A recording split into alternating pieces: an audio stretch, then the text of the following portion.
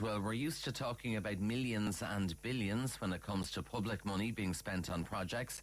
Our money, by the way. And across the EU, €2.5 trillion is spent by governments on public procurement. But how do we know where exactly all that money goes and if it's being spent wisely? Fianna Fáil MEP for Ireland South, Cynthia Niverk, who joins me now. Morning, Cynthia.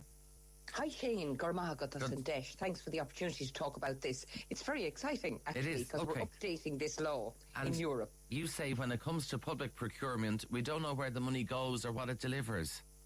No, we don't. Okay, you mentioned trillions, but let me just outline very simply. We all depend on records in life. When somebody goes into the supermarket and buys their weekly shop, they normally seek a receipt at the end. I know there's a trend now not to, but normally housewives, house husbands do all of that because you want to make sure that the home economics is working. We have a cost of living crisis. And sometimes you might think, oh, it's a bit high, it's a bit low. I'll actually check the shopping when I unpack it. And so you go through the produce and you see, oh yeah, I paid for that. Yeah, I see what went up from last week or whatever. So when we come to public procurement, we rely on records as well. So there's a number of records. Just bear with me. There's a list of 6. Okay. Number 1 is the tender. Okay. So the public body, the department, whether it's education or whether it's environment, they need to build something or they need to procure something. So a tender notice goes out, and that means please commit to writing what you're going to do for us to the businesses out there. Number 2, step 2 is the award, and that's by way of an award notice. Somebody wins it, a business wins the tender. Number 3 is the contract. Okay, so the legal eagles get together and put the terms and conditions together of this contract. Okay, and the fail safety plans and all that sort of thing. And then number 4 is the purchase order. We call it a PO for short, a purchase order. So the order is placed by the winning company who got the tender. Then they had a contract and signed up. And then they placed the purchase order to buy the materials, for example. And then that company, that third party that provides the materials or the service, there's an invoice from them. That's called the bill. That's number 5. Yes, that's number 5. And number 6 is payment. Yeah. And now, what's wrong is, Shane, with the whole 2014 Act, which is now being revised, I'm talking about the legislation in Europe now being revised, is that there is no golden thread linking all those steps all together to know who's who, what's what, and at the end of the day, did we, the taxpayer, as you've mentioned, get value for money? Did we get what we paid for? Right. And is your point here that we deal in a lot of estimates rather than specific real figures? No.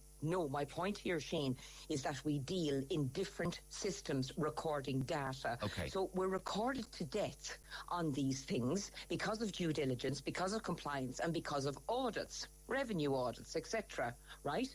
Think of a jigsaw of a cow. I love cows, right? Think of a jigsaw and there's 6 pieces left. They're the 6 steps that I've just mentioned. And you know it should be the easiest part of the jigsaw to put together because they're the final pieces. But they actually have been produced by different manufacturers of cow jigsaws. Okay. So they can't fit together. You're never going to get the full picture. Right. So what is your concern here that you think money is being mismanaged or stolen in some way? No, my concern predominantly is not good value for money, okay? My concern is also supplier concentration.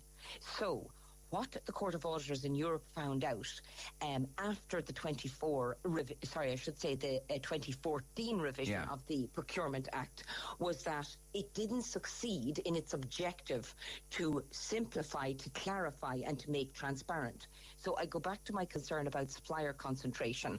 I am concerned that there is too much dependency and concentration on particular small numbers of suppliers. Okay, but tenders is weak. Yeah, but on competition, tenders are typically open competitions for people and businesses to enter. So is that not transparency? That is transparent, but what happens in practice then, there's a difference between the law and the theory and the practice. What happens in practice, Shane, is that because the tendering process is so complex, because it hasn't been simplified and streamlined sufficiently, guess what? A large number of companies do not apply for the tender, and it falls back into the hands of a concentrated group. So the competition is weak. The other thing why we need this, Shane, is because cost overrun across contracts needs to be seen. We need to be able to get the data to actually see how much is this cost overrun. Right. And where is it? And the other thing is cross-border dependency. We need our sovereignty back, and that's why the current revision in Europe has mandatory criteria such as made in Europe, as well as sustainability mandates for strategic sectors and so forth. I see we have 250,000 public bodies across the EU, Yes. which sounds... I'm trying to wonder how you would streamline this. I mean, it sounds like you'd be herding cats. Yes, no, it would be simple enough to do this. There has to be a unique identifier between those 6 steps so that we can follow from step 1, which is tender, to step 6, which is payment. Okay, this single unique identifier so that we can get eyes on this. And this, I have to say, I'm not the person who's come up with this. I want to applaud Albert Dolan TD, my colleague in East Galway, who has done a lot. He has built a lot of work. He's built a database of public payments and purchase orders covering more than 100 billion of Irish public spending, and it's made up of thousands of records. But the problem is that we cannot find out what we paid for along those 6 steps, and then to go further, can I just introduce the further step then, Shane? Yeah. Right? So I'm going back on the link between those 6 steps, tender to payment, but then we need to go forward. So when the spending was spent and all the monies were spent and we get to an end figure, we need to know that did that reflect the price in the contract? We need to look back and we need to see, well, what was bought? Now that we're looking at the new children's hospital, or now that we're looking at the new bicycle shed or whatever. So what was bought? Did it work? Was it fit for purpose? And did the public get bang for their buck? That's the main question. Okay, well, Ireland has presidency of the EU for the next 6 months, so we'll see if we can do anything to progress this.